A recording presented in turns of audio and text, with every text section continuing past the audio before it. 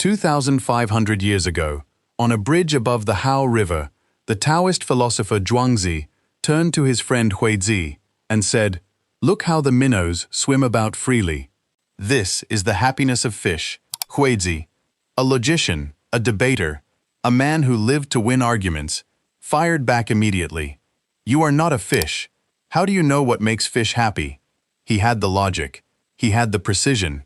He had the rhetorical kill shot loaded. Zhuangzi smiled, and instead of defending, instead of explaining, instead of engaging the argument on Huizi's terms, he said 6 words that ended the debate forever. "You are not me. How do you know I do not know?" The logician stood there with his mouth open, because the weapon he fired had been turned around using his own ammunition. No shouting, no insult, no escalation. One quiet line, and the most brilliant debater in ancient China had nothing left to say. That moment, that silence after the reply, is the most powerful position a human being can occupy in a conversation. Not the last word, the last thought. The reply so precise, so calm, so unshakable that the other person's brain hits a wall it cannot climb. And here is what makes this relevant to your life right now. You are living in an era where the average person is exposed to more arguments, provocations, criticisms, and verbal attacks in a single day than Zhuangzi encountered in a month. Comment sections, group chats, office politics, family dinners that turn into courtrooms. The ability to respond without reacting, to speak less but land harder, is not a social skill anymore. It is a survival mechanism. Today you are going to learn 5 replies rooted in Taoist philosophy. Not comebacks, not insults, not clever one-liners you memorize and fire from the hip. These are structural responses, designed not to win the argument, but to end it, permanently, in your favor, without raising your voice. If that is a skill you want, subscribe to Quiet Mandate right now and leave a comment telling me what is the last thing someone said to you that you are still replaying in your head. Name it, because the fact that it is still looping means you never delivered the reply that would have shut it down.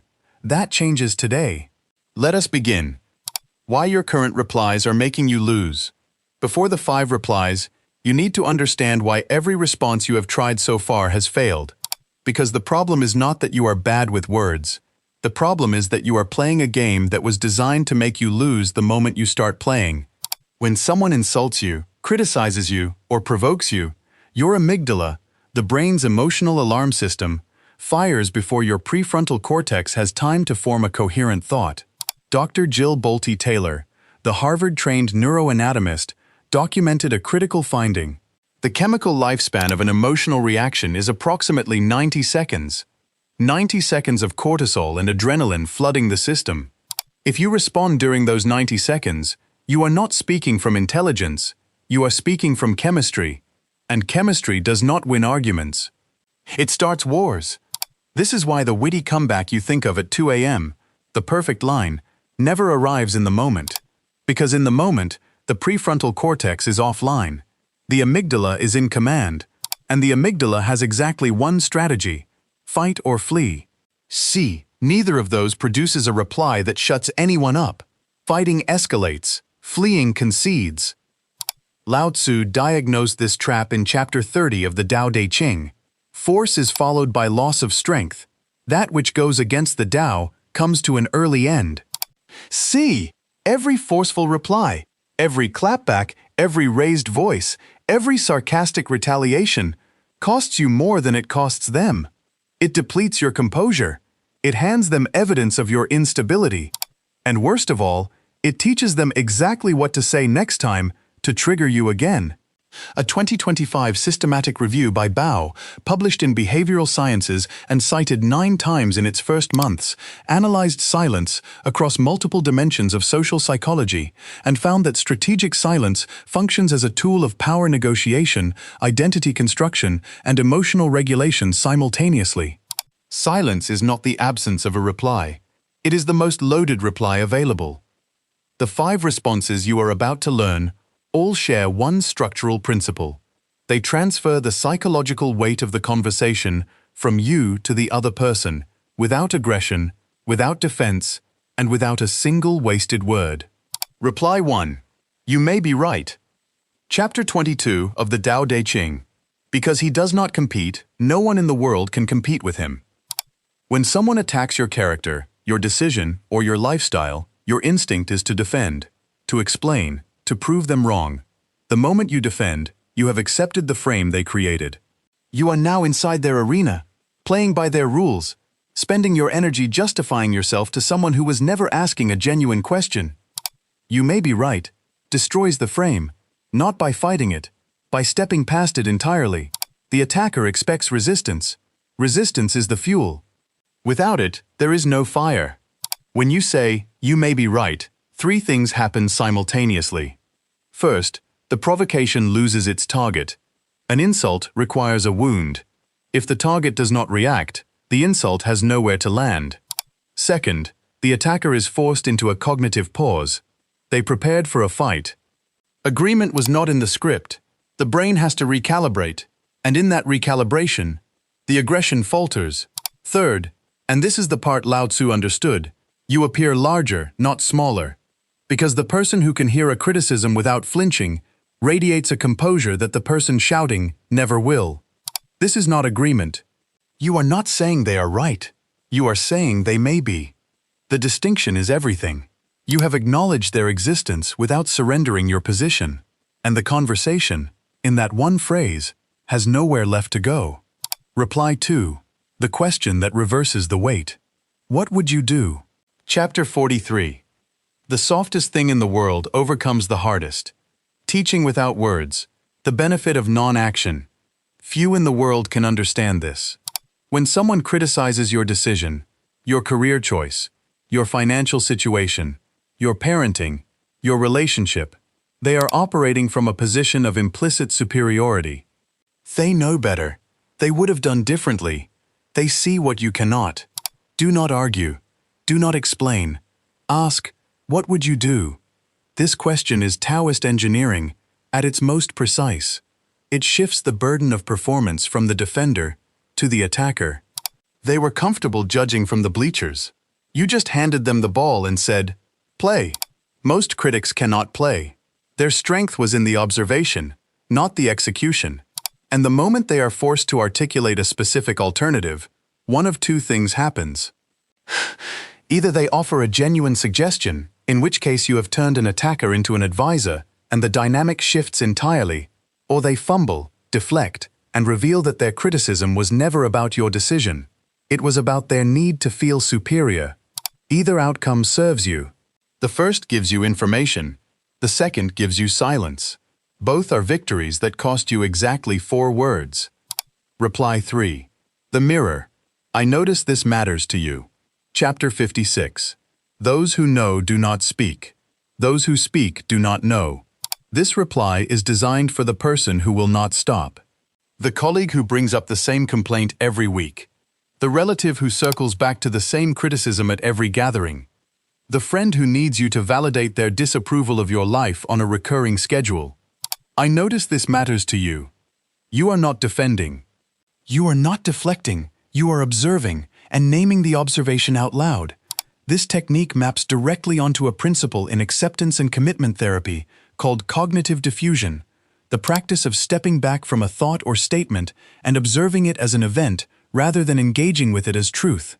C. A 2022 meta-analysis by Stockton et al. In behavior therapy confirmed that cognitive diffusion reduces emotional reactivity by creating psychological distance between the individual and the triggering stimulus. You are not fused with their words. You are watching their words from outside. The effect on the other person is profound and immediate. They expected you inside the argument. You are standing outside it, describing it.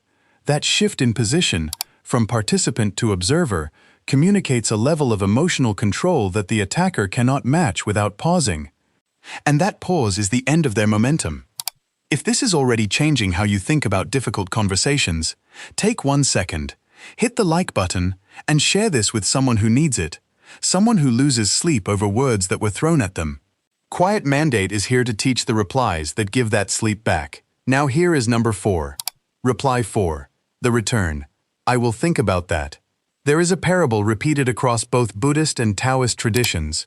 often attributed to ancient Chinese folk wisdom, about a sage who was insulted publicly by an angry man. The sage listened to every word. When the man finished, the sage asked, "If someone offers you a gift and you do not accept it, to whom does the gift belong?" The man hesitated. "To the one who offered it," he said. The sage nodded. "Then I return your anger to you. I do not accept this gift." "Phew! I will think about that," is the modern, conversational version of returning the gift. When someone delivers a cutting remark, a passive-aggressive observation, or a direct insult, this reply does something extraordinary.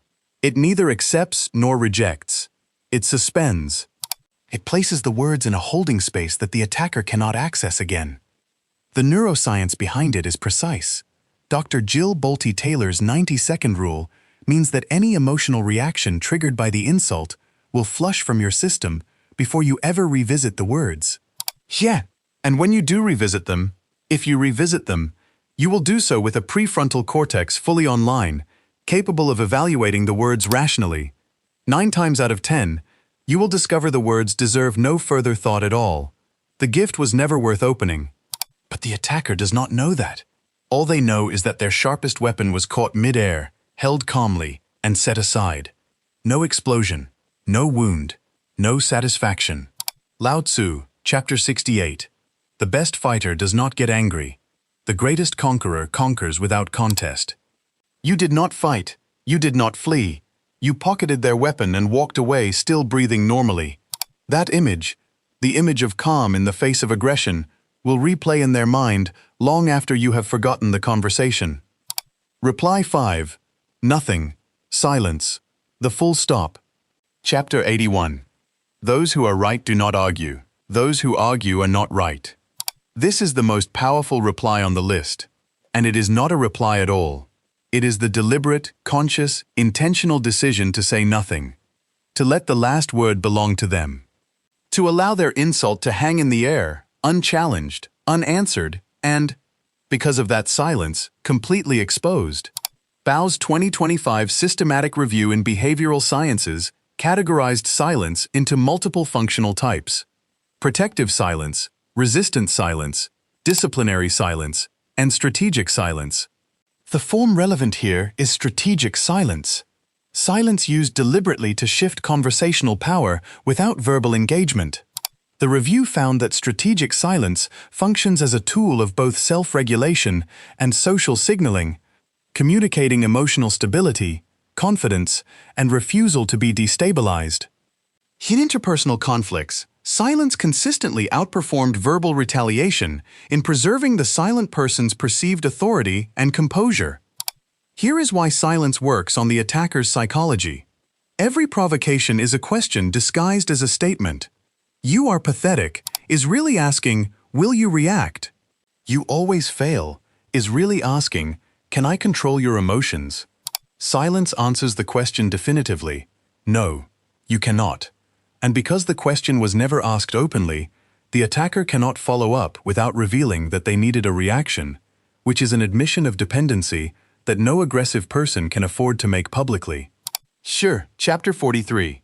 Teaching without words, the benefit of non-action. Few in the world can understand this. Silence teaches the loudest person in the room that their volume has no jurisdiction over your peace. And because the lesson arrives without words, it cannot be argued with, refuted, or deflected. The protocol is simple and brutal. When the attack lands, hold eye contact. Let one full breath pass. Then look away calmly, not down, never down, but slightly to the side, as if something more interesting caught your attention. Then continue whatever you were doing. Do not reference the attack. Do not return to it. Let it die where it landed, in the space between you, with no oxygen to sustain it. The mind that cannot be provoked. 5 replies.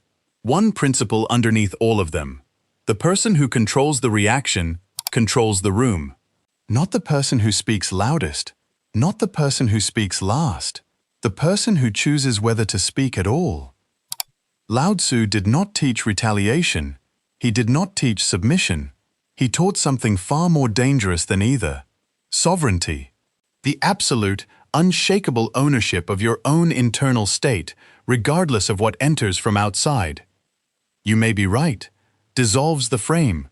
What would you do? Reverses the weight. I notice this matters to you. Observes without engaging. I will think about that. Returns the gift unopened. Silence. Ends the game entirely. These 5 responses share one thing. They require no cleverness, no preparation, and no emotional energy. They are available to you in every conversation for the rest of your life. The only cost is the willingness to release the addiction to being right, to winning, to delivering the devastating line that makes you feel powerful for 3 seconds and replays in your head for 3 weeks. Chapter 22. Yield and overcome. Bend and be straight. The person who bends does not break. The person who yields does not lose.